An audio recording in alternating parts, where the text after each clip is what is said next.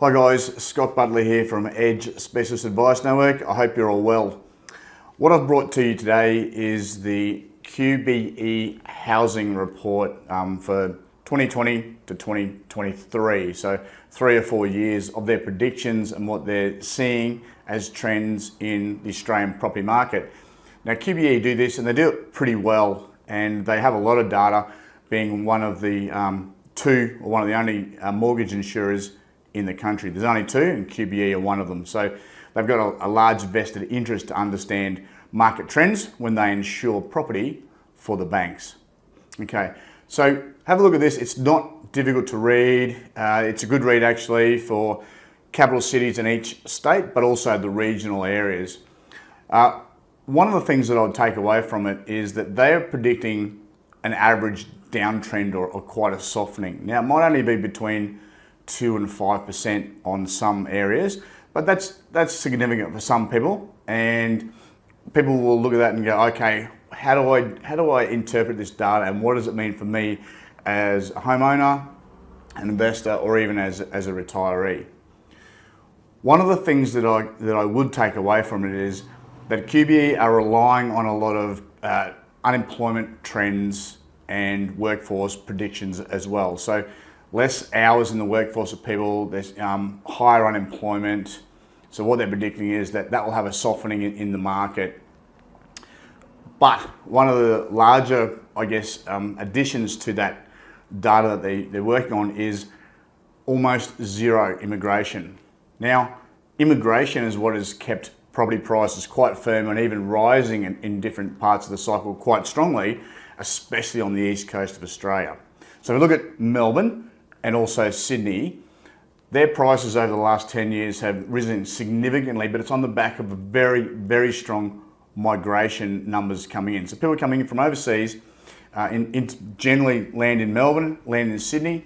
They want to live near big cities generally, and there's a whole lot of competition for a lot of units often, but also housing that's close to CBD. So better, kind of more blue chip property has been fought over, by people coming in, migrating in. Normally those migrants, when they come in, have a lot of cash. They're quite cashed up. They're very different from what might have been the migration back in the 70s and 80s. So competition for pricing rises significantly.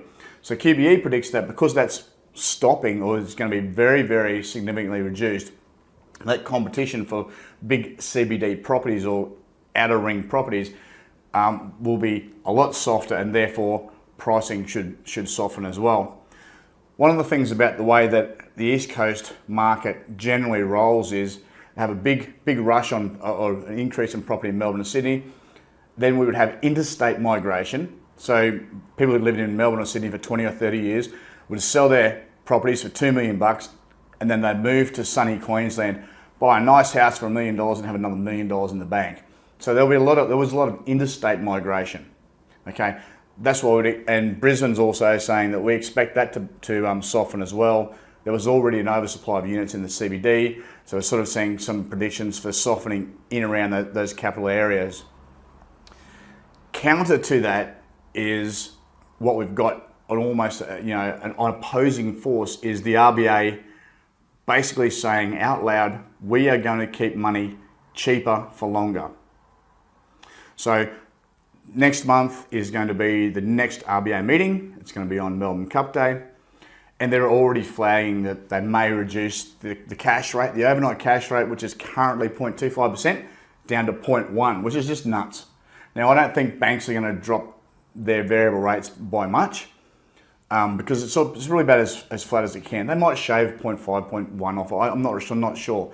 That's not really the game changer for us in the property market. But what the RBA is saying is, hey, we want to make this lower for longer really mean something. So recently they pushed $90 billion in front of the banks and said, we're prepared to lend you $90 billion at 0.25%, that's 0.25, on 3-year fixed rates.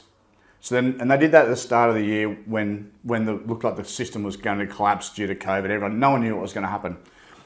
So what happened then is the banks went on a lending spree, as was requested by the government actually, and the RBA, for all the cheap fixed rates. So if you look around at where the cheap money is, it's the fixed rate. So for example, 2-year fixed rates are about 2 point nothing because they borrowed it at 0.25. So the bank's still making money, they're still making decent profits, but that's where the cheap money is at the moment. The RBA wanted to keep lower for longer. And I believe what they're going to try and do is maybe push out to the 5-year fixed rate. So we might see 5-year fixed rates with a 2 in front of them, which is, it's just unheard of.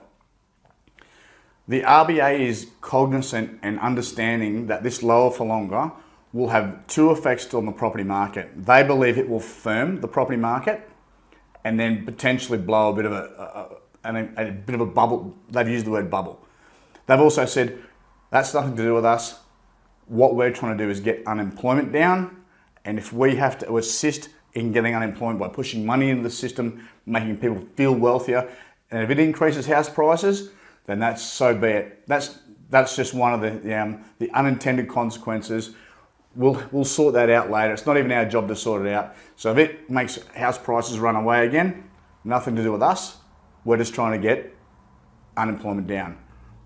We're happy for that. It's a lesser of 2 evils, pretty much.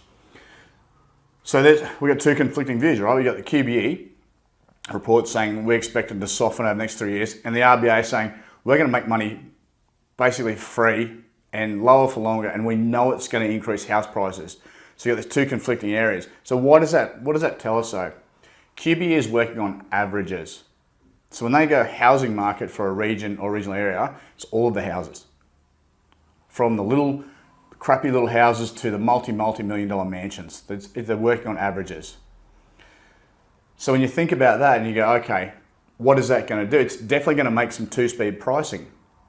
So you can have both. You can have some houses soften and you can have some that are going to accelerate like the RBA is telling us, because that's how averages work. So where is the two-speed pricing going to be? Our prediction is that it's going to be a reversion away from right in the guts of CBD property.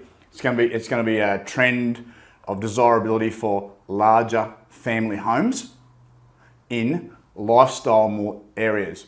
So let's think about that for a minute. People used to live near the CBD to cut down their commute time. And there was all these cool clubs and things that would come with living in the CBD. But eventually you have kids and you're still working in the CBD. You have a good income, so that's okay. You just want to live near a good school district. Now that the world has decided that everyone can pretty much work from home, people look around and go, well, maybe we can have a larger house in a nicer area. It might be a leafier, green area, might be more family friendly, could be on the coast somewhere. I don't have to live in the city and drive 90 minutes every day to work. So these family homes, where we're seeing what I believe is going to be a 2-speed market, is where the family desirability homes are going to come right back in. Now, I think you're going to need more bedrooms than what we previously thought. I think if mum and dad are both professionals, they each need an office because they can't have Zoom meetings at the same time together, right? If you've got like a project manager and a lawyer, they need 2 offices. They each have to have their own meetings at different times. They need quiet. And then obviously you've got bedrooms for the kids, playroom, everything. So I think these larger houses in nicer areas, I think your Port Macquarie's, Sunshine Coast, some of the hinterland properties, they're going to be really sought after. And this is what the RBA is saying. We think the market is going to increase. QBE is going, on average, we think it's going to soften because there's going to be a lot of what used to be first home buyer stock, the smaller rental houses, that probably aren't going to be as desirable for investors because there is going to be this feeling of unemployment or this fear of unemployment or just things being a bit tight. And also, what used to be the first home buyer stock, smaller houses, the government's decided to throw money at forcing those guys to build new houses. That's the incentive. Let's throw $25,000 on the table plus the first home buyers grant. So the 2-speed market, which I believe is the desirable home houses. For family houses, I think in nice lifestyle areas, we're going to see large increases in pricing. What used to be the investor rental stock, I think is going to stay fairly subdued, but rental yields will probably still be up. So you probably get 2 sides of the spectrum there. So QBE can be right, and the RBA's prediction can be right as well. And I guess it doesn't matter where you are at the moment, just as long as you understand which part of the cycle we're in, because you can have this high yielding stock that punches out income all the time that can help pay for this nice growth property that's always going to be negatively geared generally, but they're good family homes. They're going to increase in value because that's where you make the money off those. So this is the predictions that we're believing as well, and this is how we think everyone should be positioned to understand what the new market cycle is going to be. Anyway, guys, unpick that. Have a look at the suburbs or your area, your capital city, your regions. Go through, read the numbers, have a little bit of understanding. Get back to me if you've got any questions, and we'll talk again soon. All right, that's enough from me. All right, guys, remember, life's a family sport. Give yours an edge. Bye now.